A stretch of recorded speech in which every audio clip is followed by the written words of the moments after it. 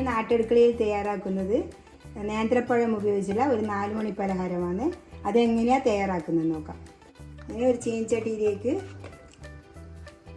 ഒരു ടീസ്പൂൺ നെയ്യ് ഒഴിച്ചു കൊടുക്കുക. അതിലേക്ക് എടുത്തു വെച്ച പഴം ചേർത്ത് കൊടുക്കുക. ഒന്ന് വഴറ്റിയെടുക്കാം. ഇത് നല്ലോണം പഴുത്ത പഴമാണ്, അതുകൊണ്ട് വേഗം വഴണ്ട് കിട്ടും.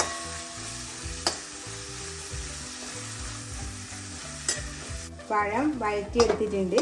ഇതേപോലെ ഒന്ന് ഉടച്ചെടുക്കണം. നമുക്കിതിലേക്ക് കുറച്ച് ക്യാരറ്റ് ചേർത്ത് കൊടുക്കാം, ഒരു ചെറിയ കഷ്ണം ക്യാരറ്റ്.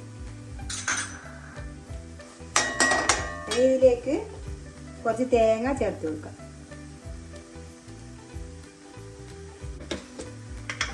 കുറച്ച് ഏലക്ക പൊടിച്ചത് ചേർത്ത് കൊടുക്കുക. ഇത് കഴുകി വെയിലത്തിട്ട് ഉണക്കി പൊടിച്ച ഏലക്കാണ് ഇതിട്ട്.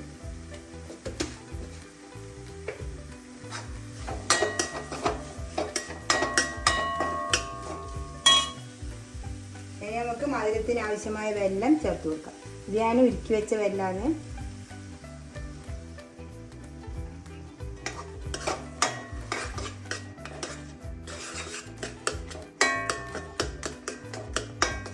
ഇതൊന്ന് തിളച്ച് വരട്ടെ.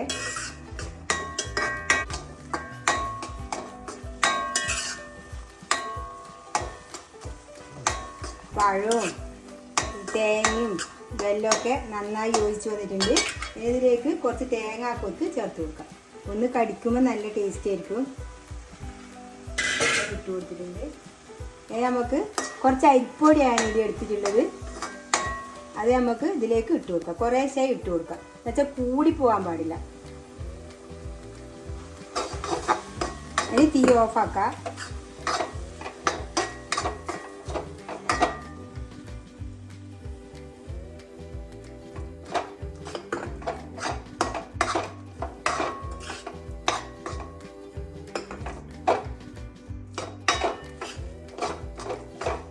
രണ്ട് പഴത്തിന് 1/2 കപ്പ് അരിപ്പൊടി എടുത്തിന്. ഇത് വറുത്ത പൊടിയോ വറുക്കാതെ പൊടിയോ ഏത് വേണമെങ്കിൽ എടുക്കാം. ഞാനിത് അപ്പത്തിനുള്ള പൊടി എടുത്തിട്ടുള്ളത്. നമുക്ക് പുട്ടുപൊടി വേണമെങ്കിൽ ഇതിന് ഉപയോഗിക്കാം. ഇതിന് തണിഞ്ഞ് വരട്ടെ, എന്നിട്ട് നമുക്ക് അട തയ്യാറാക്കാം. ഇത് നല്ലോണം തണിഞ്ഞ് വന്നിട്ടുണ്ട്, എന്നാലും ഇളം ചൂടുണ്ട്. നമുക്കിത് ചുട്ടെടുക്കാം. ഇതിൽ അരിപ്പൊടി കൂടാൻ പാടില്ല.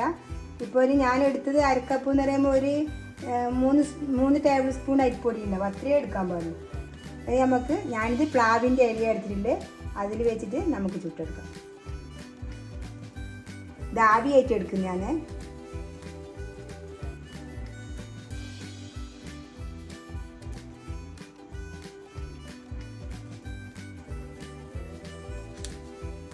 ഒരു ആവിയേറ്റുന്ന പാത്രം ഞാൻ അടുപ്പിൽ ചൂടാകാൻ വെച്ചിട്ടുണ്ട്.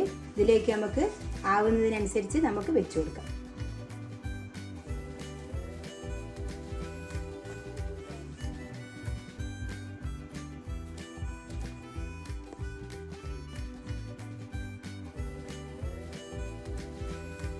അങ്ങനെ മുഴുവനും പരത്തി ആവിക്ക് വെച്ചിട്ടുണ്ട്.